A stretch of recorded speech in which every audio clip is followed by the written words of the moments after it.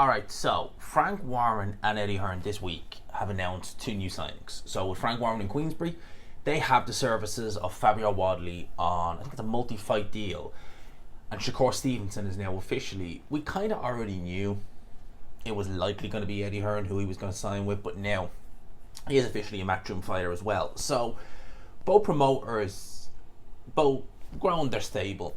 In terms of who got the better fighter, I mean, there's no real question who the better of the two is. I mean, they're obviously not both in the same weight division, but who is the more talented? Shakur Stevenson. Who is the highest ceiling? Shakur Stevenson. Who is just the better overall fighter? Again, no question, Shakur Stevenson. Shakur Stevenson will have his first fight on the Riyadh show, which is the Beterbiev versus Bivol undercard. Now, listen, I've said for the longest time on here that Shakur Stevenson is tremendously talented, and he is. He's a very, very talented fighter. The problem is that all that talent he has, and there is a lot of it, he's just not entertaining. And it doesn't matter if Eddie Hearn's your promoter.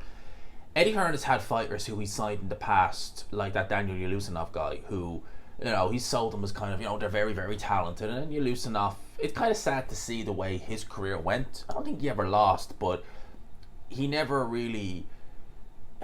How good he could have been, we don't know, but we'll never find out now. But you're like, okay, he might be talented. He might have all these superlatives in terms of the ability, in terms of things he can do. But at the end of the day, the fans just don't care. And if you're having fights where fans are walking out, they're booing. I know in America, they're nowhere near as patient as the UK fans can be. In America, you can see it in certain fights that could actually be pretty good. If it's a slow first round, I mean, you're already starting to hear a couple of boos. It depended on the fight, of course, but they're very impatient. In the UK, you can have some there have been some pretty big stinkers.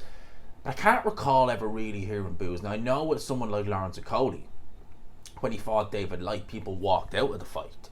But again, I wasn't there, so I don't really know the ins and outs. If it was in the arena, there was people booing, maybe. But yeah, it doesn't really matter how good you are. If your style is very boring, safety first, low punch output, you could have the best promoter in the world. It's not going to endear you to the fans. It just won't. Eddie Hearn is going to be singing Shakur Stevenson's praises, saying he's a great fighter, which he is. He's a very, very good fighter. But I don't know, that's going to be a hard sell. I think he's going to be a hard sell anyway. I've said it before, I'll say it again. The only real fights I'm interested in seeing Shakur in are fights like Tank Davis, if he moves up to Teofimo Lopez, Vasily Lomachenko, people like that. I'm interested in those fights because I think that the opponent is good enough that it's going to raise Shakur Stevenson's punch output and things like that. Shakur is quite defensive. He, like I said, low punch output, all that. That style was kind of popularized by an old Floyd Mayweather. And Floyd Mayweather was able to get away with that. He was able to make a lot of money. He was able to get a lot of fans to tune in and watch a 12-round snooze fest, basically. Those days are gone. And I think that fighters like Devin Haney, who, when you see, Devin Haney, who says things like boxing's gone stale without me, you're like, mate, if you don't have the right dance partner, your pay-per-views, they're not just tanking. I mean, they are horrendous if you don't have the right dance partner. So that's Shakur Stevenson, that's Eddie Hearn. Let's see what Eddie Hearn can do. Maybe Shakur Stevenson, although he might not admit it, maybe is kind of going to go into his next fight with Joe Cordina and know, right, I don't want to admit it, but I got to let the hands go. I got to do something in here. So maybe he will. In terms of Fabio Wadley and Frank Warren, I seen an interview with Wadley, it might have been before he fought Fraser Clark, where he was talking about how Eddie Hearn was the best he worked with and stuff like that. He then goes and signs with Frank Warren. So with Ben Shalom, I don't believe he was signed with Ben Shalom. When he fought David Adelaide, he was very much he wasn't the away fighter, but he wasn't a Queensbury fighter. He was just kind of coming in as is, a bit like what essentially he's trying to do, what Anthony Yarde is trying to do, where I'm a free agent, go to the highest bidder, go to this network, go to that network, do whatever. That's all well and good if you're Canelo Alvarez. You can't really do that if you're Fraser Clark or Anthony Yarde. It's just not going to work. So he's now signed with Frank Warren. Probably for a heavyweight, that's the best place to be, isn't it, when you think about it? You look at Matchroom, Anthony Joshua, Johnny Fisher, and really, like, maybe Dylan White, Hergovich isn't there anymore. I don't really know. After Anthony Joshua, you look at Queensbury, Fury, Dubois, Atelma.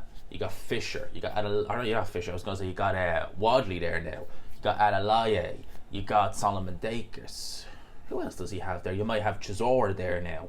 So there's a lot there for a fighter to go to Queensbury. Frank Warren is, he's like that with Turki Al Sheikh. So you're on a Saudi show now, and you get the win over Fraser Clark, which I think you will. Then sky's the limit. I also meant to say you got Zhilei Zhang, you've got Joseph Parker, so there's the potential to step up and stay on these Saudi shows, step up against guys who've been on them, and it's all in-house, so Frank Warren's not going to care. So, the only logical move you could make if you're Fabio Wadley, in reality, isn't it? You're not really going to sign with Boxer because you've got rid of Fraser Clark, and well, who else is there? And likewise with Eddie Hearn, you're going to go straight into a Joshua fight if he beats Daniel Dubois. So at least with Warren, Queensbury, you can kind of assess the level. You can say, right, well, I'm at this level. Do I fight David Adelaide again? Do I move it up? Do I fight a Joe Joyce? Sort of way. So there's loads of opportunity with Frank. So best move he could have made was to sign with Frank Warren, 110%. So yeah, that's my thoughts on those two signings. Let me know yours in the comment section below. Like I said, people, hope you enjoyed it. I'll leave it there. Smash the like button if you can. Peace.